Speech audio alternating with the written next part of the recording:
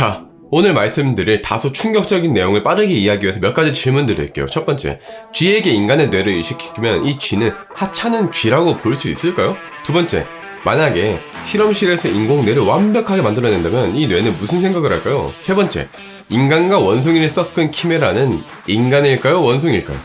마지막으로, 정자 없이 태어난 생명체가 존재한다면 그 생명체의 성별은 무엇일까요? 지금까지 말씀드린 모든 내용들은 최신 연구, 그 중에서도 세계에서도 내놓으라 하는 탑급 저널에 실린 충격적인 내용들이자 사실로 밝혀진 연구들입니다. 노벨 수상자들이 말했듯 대중들은 과학의 진보를 받아들일 준비가 안 되었기 때문에 이 진보가 사기처럼 느껴질 수도 있으나 오늘 말씀드릴 내용들은 모두 일어났던 일임을 다시 한번 강조드립니다. 때는 2023년 2월 인간의 뇌를 가진 쥐가 탄생했습니다. 수십 년 동안 연구를 통해 과학자들은 인간의 세포를 다른 동물에 이식하는 것이 가능하다는 것을 알게 되었는데요. 그런데 2023년 미국 펜실베니아 대학 연구진들은 셀 스템셀 저널에 실험실에서 인위적으로 만들어낸 인간의 뇌를 쥐에게 이식시켰고 이 뇌가 쥐의 머릿속에서 정상적으로 작동한다는 충격적인 결과를 확인하며 학계를 떠들썩하게 만들었습니다. 이렇게 인위적으로 만들어낸 세포를 학자들은 오가노이드라고 부르는데요. 연구진은 약 80일 동안 인간 줄기세포를 이용했습니다. 줄기세포는 아주 어린 세포라고 볼 수 있는데 아주 어리기 때문에 여러 종류의 세포가 될 수 있습니다. 우리 몸을 구성하는 210여 가지 조직세포로 분화될 수 있는 만능세포죠. 연구진이 줄기세포를 이용하여 뇌에서 시각을 담당하는 부분을 만들었고 이걸 쥐에게 이식시켜봤습니다. 그런데 연구진은 쥐의 눈과 인간의 뇌가 잘 결합됐나 확인을 하기 위해서 형광색을 띠는 바이러스를 쥐의 눈에다 주입시켜봤습니다. 그리고 그 결과를 보고 연구진이 경악했습니다. 단 3개월 만에 유기체가 통합되어 버렸고 정상적으로 신경이 연결되었거든요. 연결만 된 것인가? 연구진은 전극을 이용해서 번쩍이는 빛을 쐈는데요.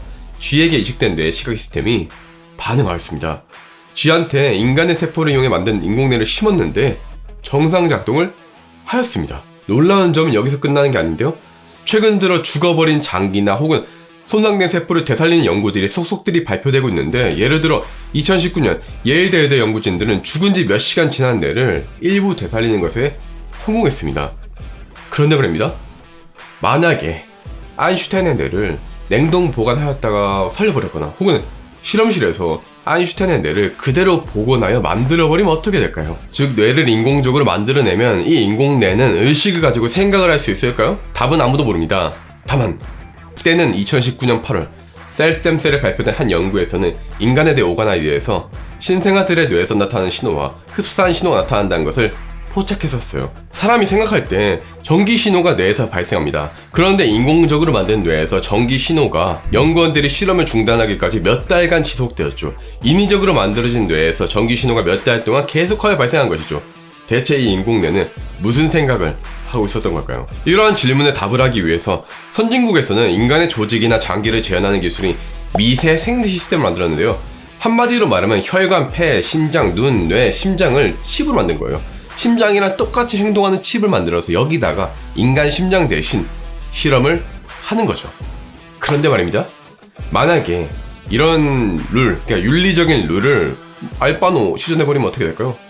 굉장히 흥미롭게도 이 연구 분야에서 최근 중국 연구들이 엄청난 속도로 발전하고 있습니다. 쥐의 뇌에 인간의 뇌 오가나이드를 이식시킨 연구의 저자들의 이름을 쭉 보셔도 중국계를 상당히 많이 보실 수 있죠. 생명과학 분야 세계 1위인 미국과는 여전히 중국은 4배 이상의 격차가 날 정도로 떨어져 있지만 중국은 세계 2위로 전년 대비 무려 13.8% 성장하며 무서운 속도로 성장하고 있습니다. 중국계 연구진들이 미국 대학에 다소 포진되어 있다는 것을 감안한다면 중국인 출신 연구원들의 성과는 더 상당할 것이라고 예상할 수 있죠. 참고로 생명과학 분야에서 우리나라는 세계 15위로 중국의 10분의 1 수준의 연구 성과를 보이고 있습니다. 현재 생명과학 분야에서 중국의 현위치가 대강 감이 잡히실 것이라고 생각합니다. 중국은 기본적으로 거리낌이 없습니다. 예를 들어 2021년 4월 중국 쿤민가기대 연구진은 인간과 원숭이를 섞은 키메라를 만들어내는 것에 성공했고 이 연구를 세계 최고의 생물 분야 저널 셀에 발표했습니다. 중국 연구진은 인간의 줄기세포를 원숭이의 배아에 섞은 키메라 태아를 만들었는데요. 이 태아는 무려 19일 동안 생존하는 데 성공했습니다. 연구진은 원숭이에서 뽑아낸 난자를 수정시키고 6일 후 인간의 줄기세포를 여기다 주입을 했습니다. 그리고 19일 동안 생존하는데 성공한 것이죠. 그러나 연구진은 윤리적인 이유로 더 이상의 실험을 진행하지 않고 종료한 뒤 셀에 그 결과를 발표했습니다. 그런데 여러분이 연구원이고 원숭이의 난자랑 인간의 정자가 잘 섞였더니 키메라가 됐다고 합시다. 바로 폐기를 할까요? 아니면 며칠 더 지켜볼까요? 더 지켜보지 않을까요? 물론 연구진은 이 키메라 실험의 목적이 다른 종을 섞었을 때 태아의 발생 과정을 더 잘 이해함으로써 생명과학을 한 단계 더 성장시키는 것이라 말하며 생명과학 발전에 좋은 영향을 줄 것이라고 말했습니다. 인간과 원숭이는 가까운 종이고 이들의 결합은 미래 인류의 다양성을 증가시켜줄 수 있을 것이란 거죠. 하지만 충격적인 연구는 여기서 끝이 아닙니다.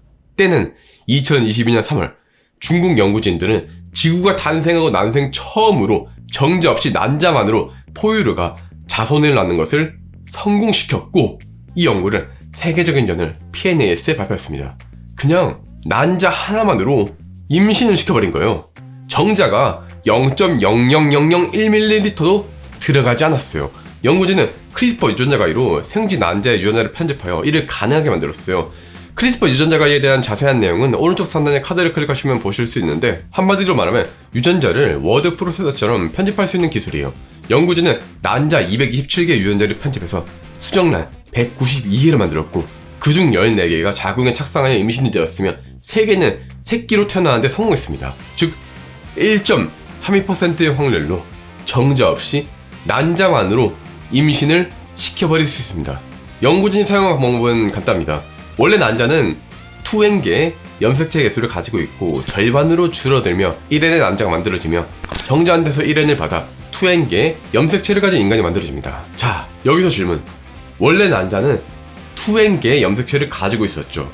얘를 분열시키지 않고 그대로 두면 어떻게 될까? 당연히 아기가 안 생기겠죠. 그런데 크리스퍼 유전자 가위로 배아를 만드는 유전자 7개를 찾아내서 얘를 조작해버린 겁니다. 쉽게 말해서요, 난자한테 너 지금 정자 만난 거야 라고 착각하게 만들어버렸습니다. 그렇게 해서 정자 없는 포유류 임신이 사상 최초로 가능해졌습니다. 물론 태어난 쥐들은 정자 없이 태어나서 비실비실했고 성인이 될 때까지 살아남은 쥐는 3마리 중에 단 1마리에 불과했습니다. 또한 아직은 인간에게는 적용되기 어려워요. 일단 연구윤리에 어긋나서 실험을 하기도 어렵습니다. 왜냐면 이번 실험에 들어간 난자의 개수만 227개인데 실패하여 폐기된 난자들까지 포함하면 수천 개는 되지 않을까요? 인간 여성의 난자 수천 개를 채취를 해야 됩니다. 윤리적으로 불가능하기 때문에 인간을 통한 실험은 쉽지 않겠죠. 요 근래 저는 갑자기 좀 따라가기가 어려울 정도로 빠른 AI의 발전 속도와 이러한 AI의 힘을 통해 더 빨라지는 이런 과학기술의 속도에 적응이 되지 않을 수준입니까? 인류 사상 가장 빠른 속도로 발전하고 있는 현재의 과학은 어떤 모습을 우리에게 보여줄까요? 내 마음은 아직 준비가 되지 않았지만 과학은 너무나 빠르게 달려가고 있고 그걸 따라가기도 벅차지만 제가 벅차든 무섭든 이 발전은 일어날 미래입니다. 노벨 화학상 수상자 제니퍼 다우드나 말합니다. 인간이 과학의 진보를 맞이할 준비가 되어 있지 않다고 해서 진보가 일어나지 않는다는 것을 의미하진 않는다.